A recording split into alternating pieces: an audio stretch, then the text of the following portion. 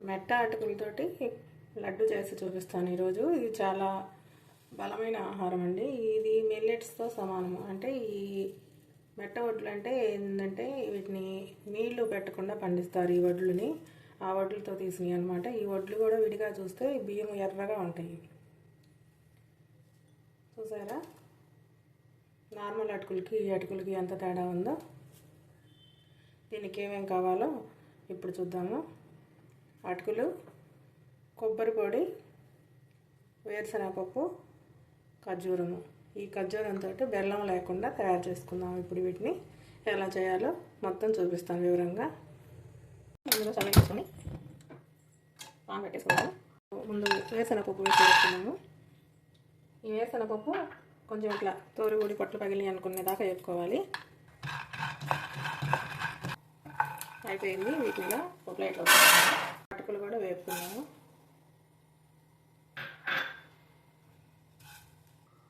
వీటిని కూడా మాడకుండా దగ్గరుండి వేపుకోవాలి. చాలా జాగ్రత్తగా వేపుకోవాలి. ఒక రెప్పపాటులోనే మాడిపోతాయి. ఈ అటుకులకండి చాలా పెద్ద కథ ఉంది. కుచేలుడు శ్రీకృష్ణుడికి వీరాభిమాని అంటే వాళ్ళిద్దరు ప్రాణ స్నేహితులు.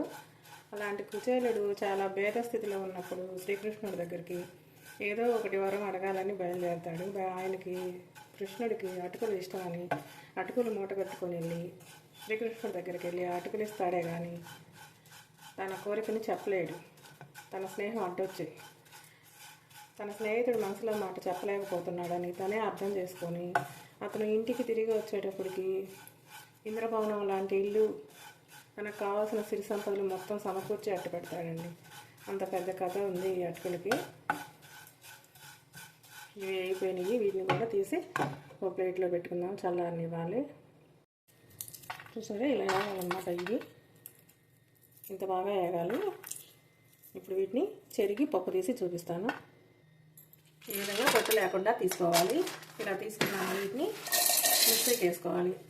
అంటే మరీ మెత్తగా వేసుకోవాలి, కొంచెం పలుకుగా ఉండేలాగా వేసుకోవాలి. చూపిస్తాను ఇప్పుడు ఎలా వేసుకోవాలో. చూసారా ఈ మాత్రం పలుకుగా ఉండాలి, పొడిగా ఉండాలి. ఇలా రావాలన్నమాట.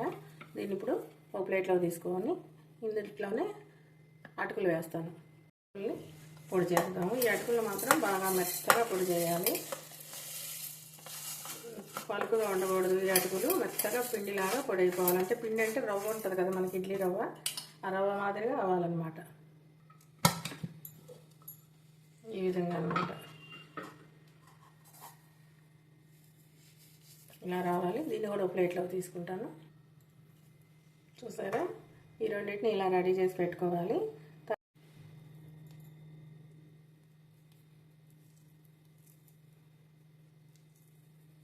ఈ విధంగా మొత్తాన్ని ఇలా గింజలు తీసుకొని మొత్తాన్ని రెడీ చేసుకోవాలి. మొత్తాన్ని ఇలా రెడీ చేసి పెట్టుకోవాలి. స్టవ్ వెలిగించుకొని వీటిని ఇలా పెట్టేసుకొని కొంచెం నీళ్ళు పడాలి. కొంచెం, ఎందుకంటే అది మెత్తపడాలి కదా. ఇలా మెత్తపడాలి. వేడి తగిలే కొద్దీ ఇది చూడండి ఎంత మెత్తపడుతుందో. ఇలా గుజ్జులాగా వస్తుంది అన్నమాట. వేడి తగిలే కొద్దీ గుజ్జులాగా అంటే బెల్లం పాకంలాగా అలా వస్తుంది అన్నమాట. మనం ఇప్పుడు బెల్లంతో కానీ పంచదారతో కానీ చేయకుండా దీంతో చేసుకోవడానికి. కానీ బెల్లం పాకంలాగా వస్తేనే అది ఉండల్లాగా వస్తాయి కాబట్టి అందుకని చెప్పి ఇలా వేడి చేయాలన్నమాట. ఇది బాగా పూర్తిగా మెత్తబడిపోయింది. ఇంకా ఇప్పుడు దీన్ని కూడా కొంచెం సేపు చల్లారనిద్దాము. స్టవ్ కట్టేసి చల్లారిన తర్వాత దీన్ని కూడా మిక్సీ చేయాలన్నమాట.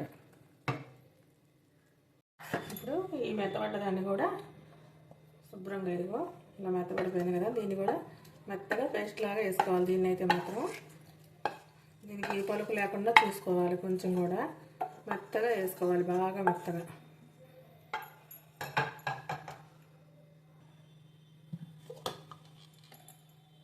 చూసారా ఎలా వచ్చిందో, ఇలా రావాలన్నమాట. ఇలా మళ్ళీ పొయ్యి మీద పెట్టేసుకొని ఈ పాన్ని మనం ఏదైతే వేసుకున్నామో దాన్ని ఇలా వేసేసుకోవాలన్నమాట. తీసి మొత్తాన్ని దీన్ని ఇలా మెత్తగా చేసుకోవాలి. మళ్ళీ ఇంకా కొంచెం ఇలా ఒక ఉడకనిచ్చి ఇలా మొత్తం ఇలా అనుకొని ఒక ఉడకనిచ్చిన తర్వాత అవన్నీ వేసుకోవాలన్నమాట. చూసారా, ఈ విధంగా మెత్తగా ఉడకాలన్నమాట. ఇది కూడా ఒక్కసారి ఒక్క ఉడుకు రావాలి. ఉడుకుతూ ఉన్నప్పుడు ఇది కూడా వేయాలి. మనం తీసుకున్న వేరుశనగ పప్పుల పొడి ఉంది కదా, అది వేయాలి. స్టవ్ సిమ్లో పెట్టుకోవాలి. ఇప్పుడు అటుకుల పొడి అది వేసినాక కొబ్బరి పొడి, మనం కొబ్బరి పొడి ఏదైతే తీసుకున్నామో అది కూడా వేసేయాలన్నమాట. ఇంకా ఇప్పుడు స్టవ్ కట్టేసుకొని దీన్ని మొత్తాన్ని బాగా కలుపుకోవాలి.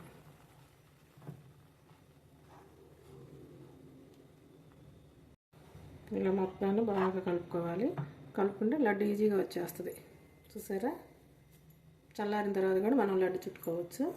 వేడి మీద అయినా చుట్టుకోవచ్చు, వేడి పట్టగలిగితే.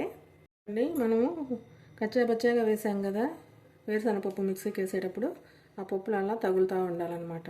దీన్ని ఇలా ముద్ద చుట్టుకుంటే చూడండి, పప్పులుగా నున్నగా అసలు ఎంత బాగుందో. మొత్తాన్ని ఇలాగే కొంచెం నెయ్యి వేసుకొని చుట్టుకుందాము. ఈ పల్లీల్లోనండి మాంసకృతులు, ప్రోటీన్లు ఎక్కువగా ఉంటాయండి. ఇవి బలమైన ఆహారము.